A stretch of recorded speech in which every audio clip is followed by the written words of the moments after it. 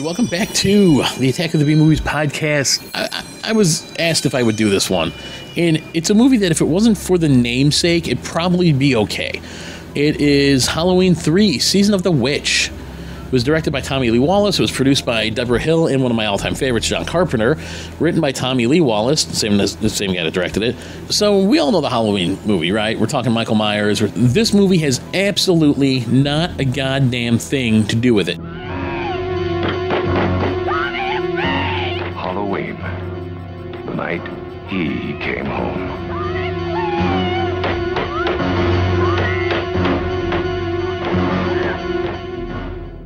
This movie doesn't include Michael Myers. It's not even a slasher film. It features witchcraft as a theme, the Season of the Witch. There's aspects of science fiction and goes towards Irish or Celtic, like fairy tales even. Halloween 3, Season of the Witch, the night no one comes home. John Carpenter and Deborah Hill were like, hey, you know what? I think we should branch out. Now, I give them credit because it's kind of a bold move, right? Because now you're like, okay, I'm not going to deal with Michael Myers. We've done that already. Let's move on. It's time, Michael.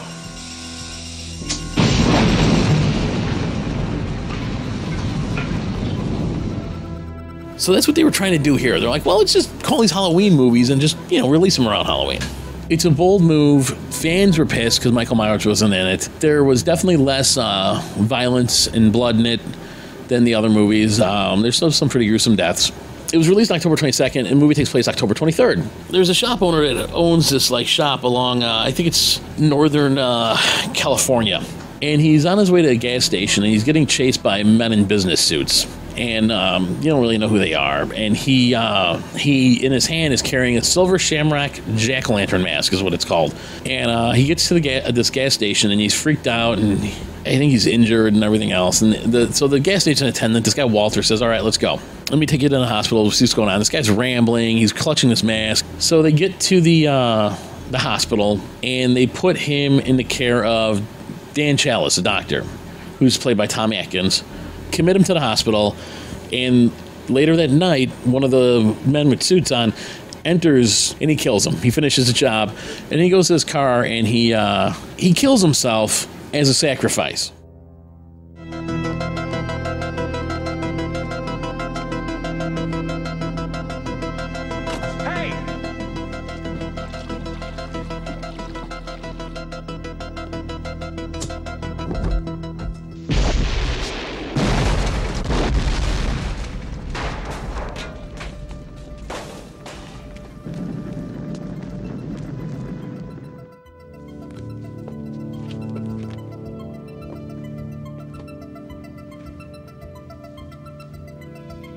Is this my father? Ma'am, I wouldn't. Not yet. Let's get it over with.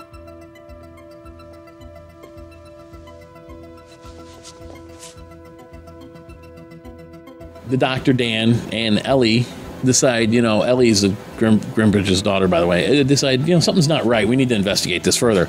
Because for some reason, the doctor would be the one doing the investigating. So they start following some leads, and they start going through. They end up in another small Californian town. The mask is the lead, right? Silver Shamrock. So they go to this motel, and the manager tells them, "Oh yeah, Silver Shamrock Novelties. It's in the town, and the owner is Connell Cochran. The town's prosperous because of these guys, and these latex masks are so popular. They're selling so much. It's amazing." So next morning, there's supposed to be a tour of the factory. So Chalice and Ellie are there, and as they're there, they see that Grimbridge's car is there. Harry's car is at the factory still. And it's guarded by men wearing suits. So that's clearly suspicious. So they get back to the hotel, and Dan Chalice and Ellie are like, hey, we got to call the cops. We got to call somebody. So then they find out that the phones only make local calls. Anytime they try calling for help outside of the town, nothing. It won't go through. So in the meantime, Ellie gets kidnapped by the men in suits, and she's taken to back to the factory. So clearly something is going on here that's not on the up and up. No one really knows yet what. So Dan Chalice chases them down, and he finds that they're at the factory. He breaks into the factory, and after he breaks in, he finds out that the men in suits aren't men, but they're robots, androids. Androids actually, not robots. I mean robots. I guess androids, whatever. That Cochran had created. the Cochran character, in classic James Bond movie style, tells him his entire purpose, that he is planning on sacrificing any children wearing the mask, and it'll resurrect an ancient form of witchcraft. Halloween. The Festival of Samhain. The last great one took place 3,000 years ago when the hills ran red with the blood of animals and children. Sacrifices. Part of our world. Our craft. Witchcraft. To us, it was a way of controlling our environment. It's not so different now. So Chalice breaks free in typical James Bond fashion, not using laser cuffs or anything, and he escapes through a ventilation shaft, because clearly in movies, ventilation shafts, especially in the 80s, were the way to go. Come out to the coast, we'll get together, have a few laughs. He rescues Ellie, and he's in the rafters of the factory, and Cochran's there, and the employees are there. He takes the microchips, and he dumps them on everybody, and then he plays the commercial. So the insects and snakes come, and they kill everybody, and they destroy the factory. So Ellie and Chalice are walking away. They get in the car, and they're driving away. He realizes, holy shit, this isn't Ellie. This is an android Cochran made to replace Ellie. He crashes the car, and there's a fight that they get in a fight, and he decapitates the android with the tire iron.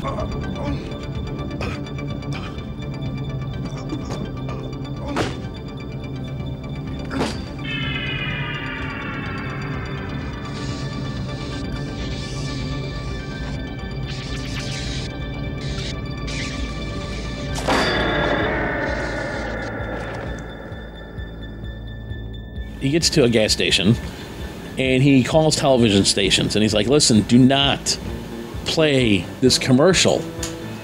Don't play the commercial. He's telling them what could happen. He gets them to take it off of channels 1 and 2, but not channel 3.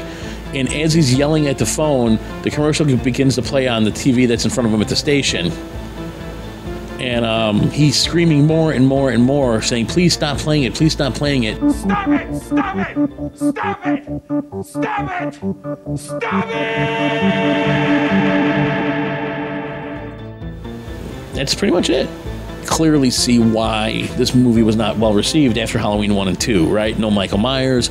But in its defense, had they not given it the Halloween name, had they just called it Season of the Witch, I think this would have been a much better received film.